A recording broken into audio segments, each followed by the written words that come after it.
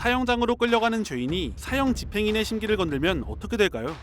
인조 때 사람인 임경사는 인조 7년 수도를 옮기고 광해군을 추대하려는 역모를 꾸미다가 내부 고발로 걸려서 사형을 언도받습니다. 그는 형장으로 끌려가면서 내 이름이 장차 역사책에 오르게 되었다 라며 발로 옥조를 차는 등 오만하게 굴었는데요.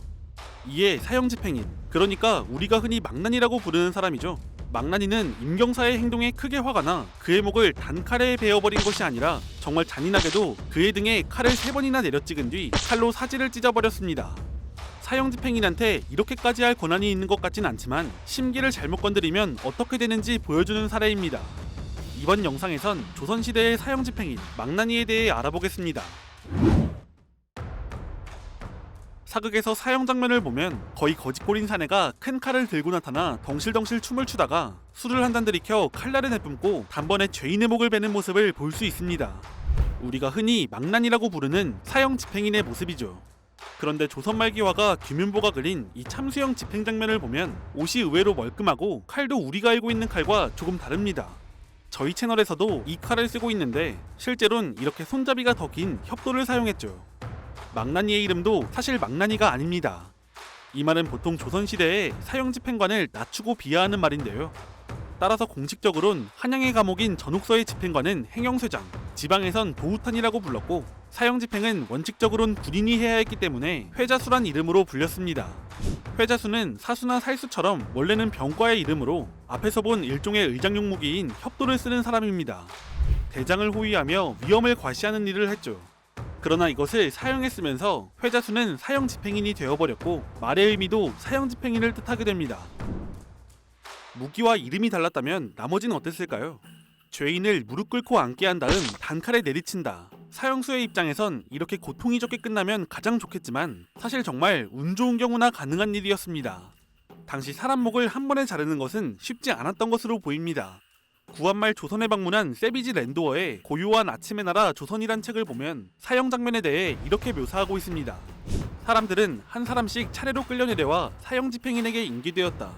그들은 작은 발판 위에 가슴을 대고 땅에 엎드렸고 죄인들의 자리 배치가 끝나자 사형 집행인은 그들의 머리가 떨어져 나갈 때까지 날이 무딘 칼로 계속 내려쳤다. 이처럼 차명은 단칼에 끝나는 것이 아니라 여러 번 내리쳤던 것으로 보입니다.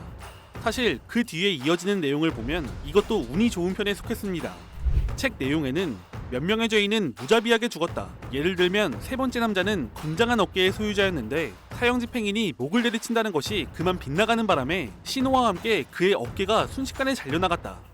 정말 소름이 끼치는데요. 운이 없는 사형수라면 이러한 경우도 발생했던 것으로 보입니다. 그런데 이렇게 잔인하게 죽일 수도 있다는 점을 이용해 돈벌이를 했던 회자수도 있었습니다. 그들은 사형수나 그 가족에게 뇌물을 요구했고 만약 돈을 주지 않으면 죄인을 고통스럽게 죽였습니다. 조선 후기 학자 이긍익이 쓴 연려실 기술에는 의사사화로 차명을 당한 윤준의 이야기가 등장합니다. 윤준이 형장으로 가는 수레에 실리는데 윤준의 아내가 그것을 보고 울고 있었더니 웬 회자수 2명이 와서 돈을 요구했다고 합니다. 그러자 윤준이 그것을 보고는 돈을 준다고 내가 죽음을 면하겠는가 라고 거절했고 이에 화가 난 회자수가 윤준을 고통스럽게 죽였다고 합니다.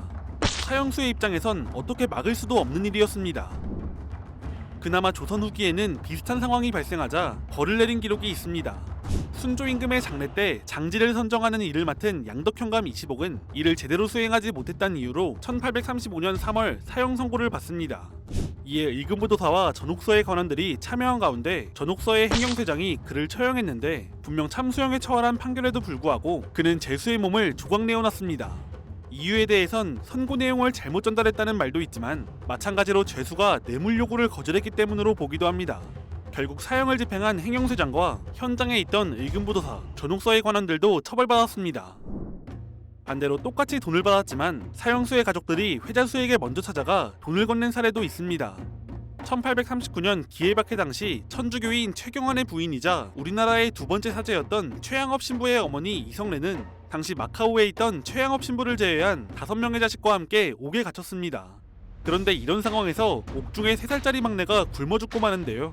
그녀는 남은 자식을 살리기 위해 일시적으로 종교를 부인하며 추록한 다음 자식들이 동량을 나간 사이 다시 스스로 옥에 들어와 갇힙니다. 어린 자식들은 할 수 있는 게 없었고 결국 어머니가 차명을 당하기 전날 동량한 쌀과 돈 몇 푼을 들고 회자수를 찾아가 어머니가 고통을 당하지 않도록 단칼에 베어달라고 부탁했습니다. 자식들의 부탁에 감동을 받은 회자수는 밤새도록 칼을 갈아 그 약속을 지켰다고 합니다.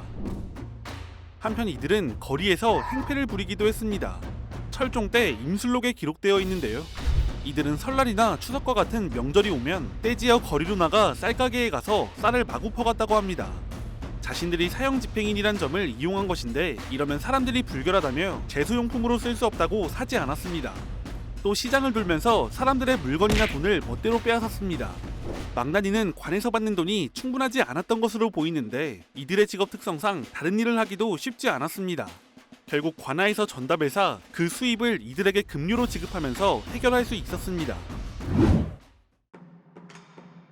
앞에서 사형수를 단칼에 죽이는 것은 드라마에서나 가능하다며 구한말 조선에 방문한 세비지 랜도어의 글을 인용했는데요. 그런데 이것은 우리나라만 해당한 것인지 그는 중국의 참수 기술은 탁월하다고 기록했습니다. 중국인은 매우 예리하고 균형 잡힌 칼로 단번에 일을 해낸다고 기록했죠. 반면 무딘칼을 사용하며 어깨를 내리치는 실수를 범하는 조선의 사형 집행인은 사형 집행을 업으로 삼는 전문가처럼 느껴지진 않습니다. 그런데 사실 한양의 형무소 전옥서의 사형 집행인 행영세장은 엄밀히 말하면 진짜로 전문가가 아니었습니다. 신보 수교집록을 보면 숙종 29년 사형수 가운데 행영세장에 지원하는 자가 있으면 형조의 보고를 거쳐 국왕이 승인한다는 숙종의 수교가 있습니다. 다시 말해 사형수가 다른 사형수를 사형 집행하는 사형 집행인이 되면 사형을 면해준다는 것이죠. 고종 초기 법률서 육전조례에도 전옥서의 행영세장을 사형수 중 원하는 자를 국왕께 아뢰어 결정한다고 명시하고 있는 것으로 보아 숙종 때부터 쭉 그랬던 것으로 보입니다. 이렇게 사형수 중에 뽑힌 행영세장은 전임자가 사망해야 바뀌었는데 다시 말해 한 번 맡으면 죽을 때까지 사형을 집행해야 했습니다. 행영세장에 선발된 이들의 기록을 보면 숙종 때 마적 출신의 의종, 영조 때 강도살인을 저지른 오헌복, 헌종 때 살인범 김관흥 등 실제로 사형을 면하기 위해 행영세장이 되는 것을 선택한 사형수들이었고 개인적으론 이렇게 선택한 직업이다 보니 제대로 이루어지지 않지 않았을까 추측되네요. 그러나 아무리 사람을 죽이는 등 나쁜 짓을 저지른 중범죄자라도 사람을 죽인다는 죄책감이나 누적되는 정신적인 데미지는 견디기 어려웠는지 형 집행을 거부하는 사례도 있었습니다. 행영세장이 집행을 거부하자 간신히 설득해 형을 집행했는데 두 번째는 아무리 달래도 말을 듣지 않자 결국 도살업자를 불러와 억지로 집행했습니다. 전근대를 대표하는 형벌 중 하나인 차명은 1894년 갑오개혁으로 폐지되며 조선에서 사라졌습니다. 이와 함께 조선의 사형 집행인들도 더 이상 사람의 머리를 벨 필요가 없어졌죠.